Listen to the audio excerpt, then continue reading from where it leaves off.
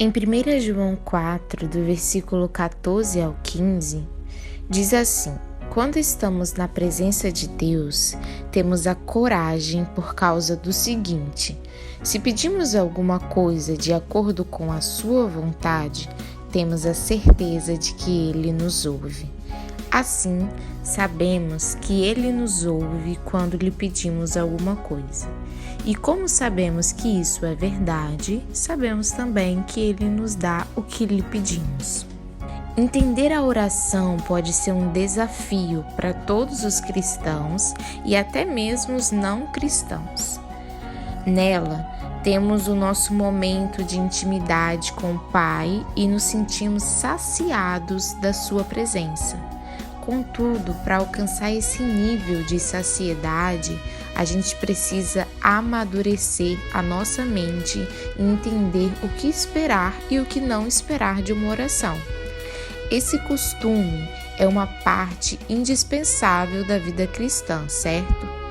Mas às vezes ficam algumas perguntas. Como devemos orar, tanto em conteúdo como em postura? Como explicarmos as orações não atendidas? Como que algumas pessoas parecem ter uma vida tão vibrante em oração, ao passo que outras lutam para passar alguns poucos momentos de comunhão com Deus?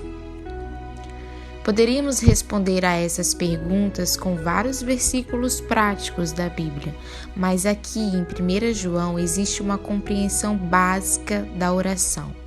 Ao lermos esse versículo, rapidamente, sem pensar muito a respeito dele, a gente imagina que Deus dará tudo o que pedimos e ainda assim seremos corajosos.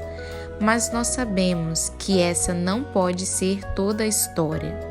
Todos nós oramos desesperadamente por coisas que achamos precisar, sabe?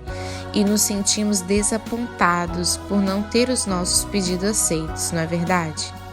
Primeiro, eu quero destacar que o versículo começa falando a respeito de estarmos na presença do Senhor, trazendo a palavra quando como uma condição, ou seja, fora dessa hipótese, fora de estar na presença do Senhor, nada do que foi falado adiante no versículo se torna real, certo?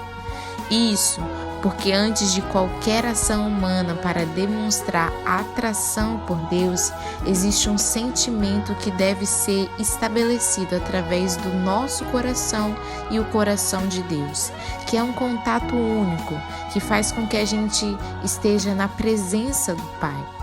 Assim como fala Trigueirinho do site O Tempo, ele traz um artigo que diz assim: à medida que esse contato interno e silencioso com o divino se vai estabelecendo e transformando nossas vidas, cria-se um estado de equilíbrio entre o nosso ser e nos vemos, de repente, dentro do amor, um amor que não conhecíamos antes.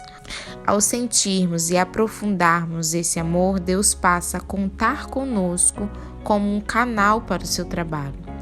E nesse estado que nos encontramos, Deus nos instrui através do nosso coração, tirando toda a ansiedade, trazendo o entendimento de diversas situações e nos ensinando a esperar o tempo dele.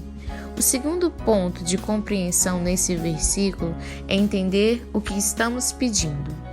E não há respostas fáceis para esses pedidos não atendidos, mas aqui em 1 João a gente consegue meditar em cima de uma conclusão. A maior sacada desse versículo é entender que podemos ter a confiança de que Deus ouve as nossas orações quando pedimos qualquer coisa que o agrade. Sendo assim, talvez a nossa primeira oração deva ser: Senhor, Deus, ensina-me como orar por aquelas coisas que são agradáveis a Ti. captar esses dois pontos de voltar os seus sentimentos para a presença do Pai e orar conforme a boa e perfeita, agradável vontade do Pai, ou seja, aquilo que o agrada, trará maturidade para as nossas orações. E como consequência dessas ações, teremos um coração menos aflito e menos ansioso por tantas respostas. Por isso, eu te convido a orar assim, com maturidade espiritual. Amém?